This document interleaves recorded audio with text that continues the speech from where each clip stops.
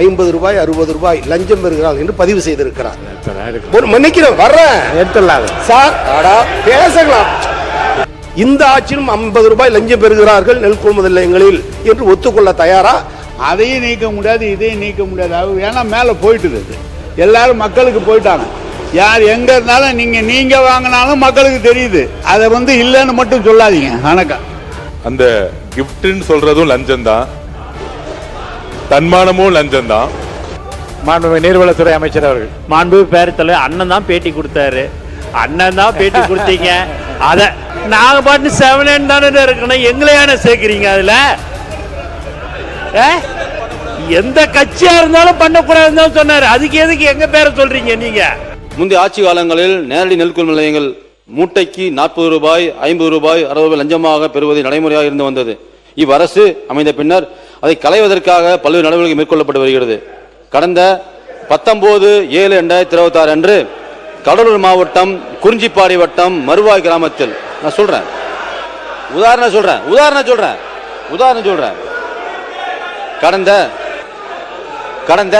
19/7/2026 அன்று கடலூர் குறிஞ்சிப்பாடி வட்டம் மருவாய் கிராமத்தில் இயங்கி வரும் நேரடி நெல் கொள்முதல் நிலையத்திற்கு நான் நேரில் சென்று ஆய்வு மேற்கொண்ட போது விவசாயிகளிடமிருந்து மூட்டைக்கு 50 ரூபாய் வீதம்.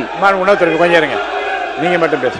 யாரா ஒருத்தர் பாருங்க, உட்காருங்க. நீங்க மட்டும். நான் சொல்றேன்.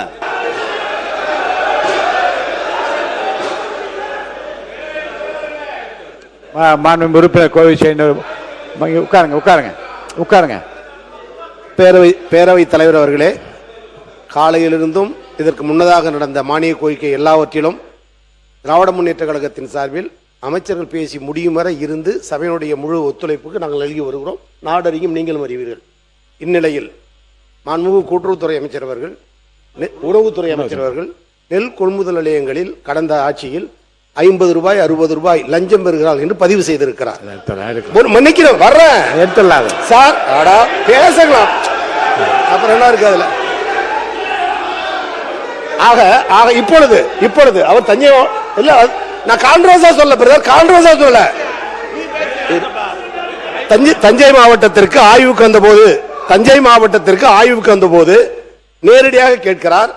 அப்பொழுதும் நாங்கள் 50 ரூபாய் தருவதாகவும் சொல்லுகிறார்கள். இது ஒளிபரப்பப்பட்டுள்ளது. அப்படி என்றால் எங்கள் ஆட்சி லஞ்சம் என்று பதிவு செய்கிற நீங்கள் உங்கள் பேச்சு இந்த ஆட்சியிலும் 50 ரூபாய் லஞ்சம் பெறுகிறார்கள் நெல் கொள்முதல் நிலையங்களில் என்று ஒத்துக்கொள்ள தயாரா, அல்லது அவர் பேச்சை அவை குறிப்பிட்டு நீக்க தயாரா என்பதை மாண்புமிகு அமைச்சர் கேட்டுக்கொள்கிறேன்.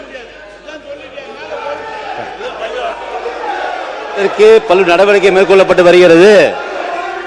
இதை களைவதற்கு பல்வேறு நடவடிக்கை மேற்கொள்ளப்பட்டு வருகிறது என்பதையும் தெரிவித்துக் கொள்கிறேன். உறுப்பினர் கே என் நேரு அவர்கள். தலைவர் அவர்களே, அமைச்சர் ஒரு நிமிஷம். எல்லா உறுப்பினர்களும் சொன்னார் 40 ரூபாய் 50 ரூபாய் லஞ்சம் பெறப்பட்டது கடந்த கால ஆட்சியில் சொன்னார். அவர் நேரடியாக ஆய்வுக்கு சென்ற போது இப்போதும் அங்கு வாங்கப்படுகிறது என்று நம்முடைய முன்னாள் அமைச்சர் அவரும் சொல்லி இருக்கிறார். கொஞ்சம் நீங்க பேசும்போது நாங்க கேட்டுக்கிட்டு இருந்தோம். நாங்க சொல்லும் போது நீங்க கொஞ்சம் கேளுங்க. அவை குறிப்பிலிருந்து நீக்கணும்னு சொன்னாங்க. அதையும் நீக்க முடியாது, இதையும் நீக்க முடியாது. ஏன்னா மேல போயிட்டு எல்லாரும் மக்களுக்கு போயிட்டாங்க.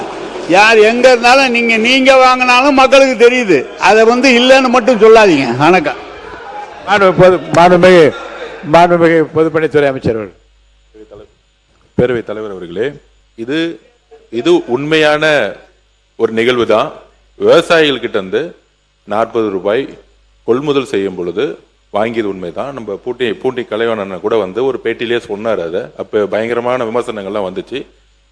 இப்ப அவருக்கு பதிலுரையில அதுக்கான தீர்வு என்னன்னு கொடுக்க போறாரு. அதாவது இது எந்த அரசு கொண்டு வந்தது, யாரு செஞ்சாங்க, இவங்க பண்ணாங்களா? ஒரு நிமிஷம் நில்லுங்க. ஒரு நிமிஷம். இது அரசியல் மேடை அல்ல, விவசாயிகள். ஒரு நிமிஷம் அண்ணன், சீனியர்களுக்கு தெரியும்.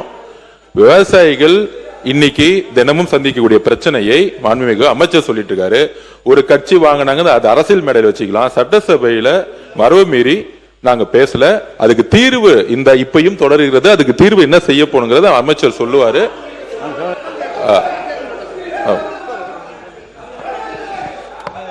சமூக நலத்துறை அமைச்சர் நீங்க அவங்க என்ன சொல்றாங்க? அவை முன்னவர். மாண்பு பேரவைத் தலைவர் அவர்களே, மாண்பு உறுப்பினர் லஞ்சம் என்பதை மாற்றி கூடுதலாக பெற்றார் என்று பதிவேட்டில் செய்து கொள்வார். மாண்பு உறுப்பினர் KN நேரு அவர்கள். மாண்புமிகு பேரவைத் தலைவர் அவர்களே, எது பேசினாலும் டைரக்ட் டெலிகாஸ்டில் இருக்கு. நீங்க சொன்னது போயிடுச்சு. நீங்க அவர் என்ன சொல் லெஞ்சன்னு சொன்னாரு. லெஞ்சம் இல்லை, 50 ரூபா செலவு பண்ணுன்னு சொன்னாங்க. இப்பவும் 50 ரூபா செலவாகணும் அவரே சொல்லியிருக்காரு. மாண்பு அமைச்சரே சொல்லியிருக்காரு. நீங்க சொல்ல வேண்டியது மாண்பு பொதுப்பணித்துறை அமைச்சர் சொல்லும்போது இந்த ரூபாயை அரசு சார்பாக கொடுத்து அவர்களுக்கு நாங்கள் அதை பெறாத அளவுக்கு செய்வோம்னு சொல்லுங்க. நீங்க வாங்க அதை வேணா சொல்லாமே தவிர கடந்த கால ஆட்சியில் லஞ்சம் இப்ப நீங்களும் தான் 50 ரூபா வாங்கணும்னு நம்ம அமைச்சரே போய் நேரடியாக விசாரிச்சு வந்திருக்காங்க.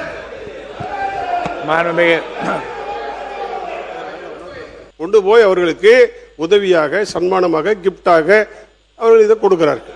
இதுதான் நடப்பே தவிர இதை லஞ்சம் என்று அமைச்சர் சொல்வதை அவை குறிப்பிடுத்து நீக்க வேண்டும். மாண்புமிகு பொதுப்பணித்துறை அமைச்சர் அவர்கள்.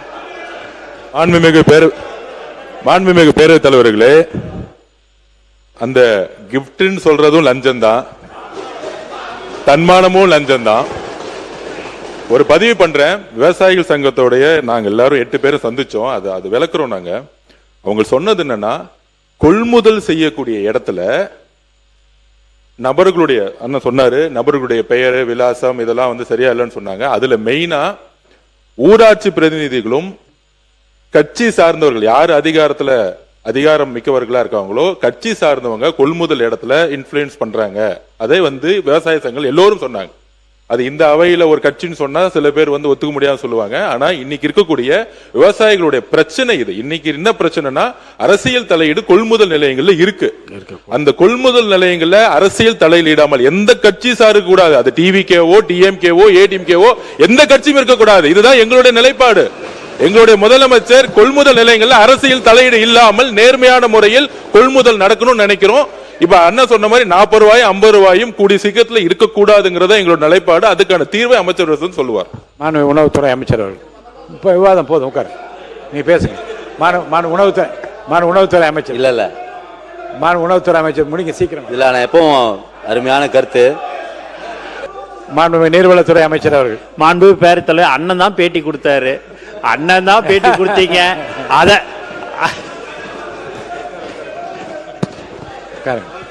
உணவுத்துறை அமைச்சர். பேரவைத் தலைவர்களே, அருமையான ஒரு நிகழ்ச்சி இன்றைக்கு. அதாவது மாண்பு முன்னாள் அமைச்சர்கள், முன்னாள் எல்லா துறையும் இருந்திருக்காங்க. அவங்களே சொல்லிட்டாங்க லஞ்சம் இல்ல சொல்லிட்டாங்க. சன்மானம், கிஃப்ட் எல்லாம் ஒரே வார்த்தைகள் தான், ஒரே ரோடு தான். நீர்வளத்துறை அமைச்சர் அவர்கள். நீங்க நாங்க பாட்டு 7 தானே இருக்கணும், எங்களையான சேர்க்கிறீங்க. அதுல எந்த கட்சியா இருந்தாலும் பண்ணக்கூடாதுன்னு சொன்னாரு. அதுக்கு எதுக்கு எங்க பேரை சொல்றீங்க நீங்க?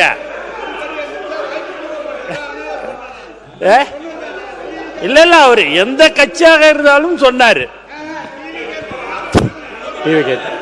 டிவிகே உட்பட டிவிகே இருந்தால் திமுக. மாண்பு உணவுத்துறை அமைச்சர். முதலமைச்சருடைய நிலைப்பாடு எந்த ஒரு தவறும் நடக்கக்கூடாது என்பதுதான். சரி வந்துடுறோம். உணவுத்துறை அமைச்சர். ஆனா பேட்டியை கொடுத்துட்டு நீ பாட்டு பண்ற.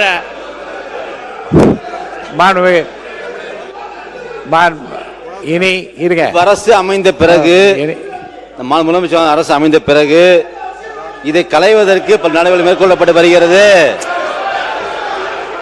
நம்ம முதலமைச்சர் அரசு அமைந்த பிறகு